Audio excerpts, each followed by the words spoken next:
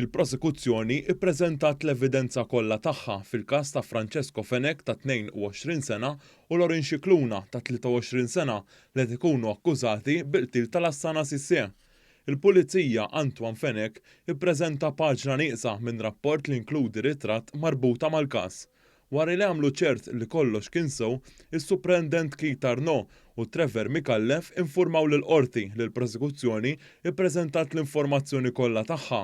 Iż-żewġ akkużati qed iwieġbu mhux ħatja għall-akkużi miġġuba kontrihom. Il-vittma inqatel bisparatura fis-6 ta' April tal-2019 fil-11 ta' filgħaxija waqt li kien miexi lura lejn id-dar wara li mar jara logħba futbol. Iż-żewġ imputati qed ikunu mixlija wkoll b'attentat ta' qtil ta' żewġ immigranti oħra li kienu sofrow ġirħi serji fl-istess każ li seħħ fi triq il-ġebel bir-Żebbuġa.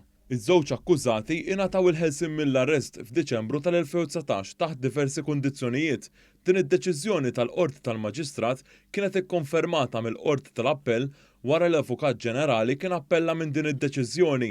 Il-każ mistenni jkompli jinstema' f'Lulju. Raġel ta' 38 sena minn Ħalluqa ingħata l-ħelsien mill-arrest fuq diversi kundizzjonijiet wara li tressa l-qorti mixlib vjolenza domestika fuq is-sieħba tiegħu.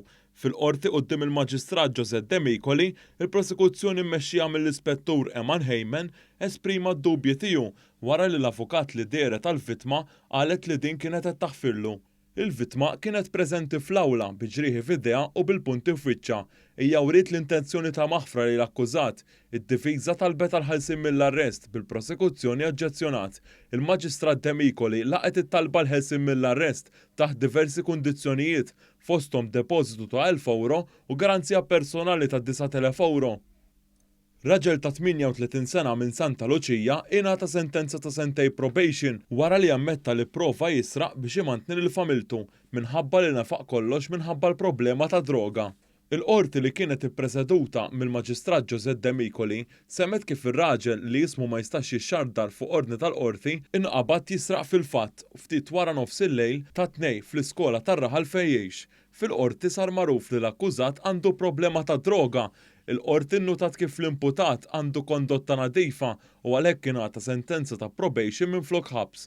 Il-Maġistrat qalet li huwa importanti li r-raġel ikun testjat tal-kontra droga fl-waqt li wissietu li jekk ma jobdix l-ordni ta' probation jintbagħat il-ħabs.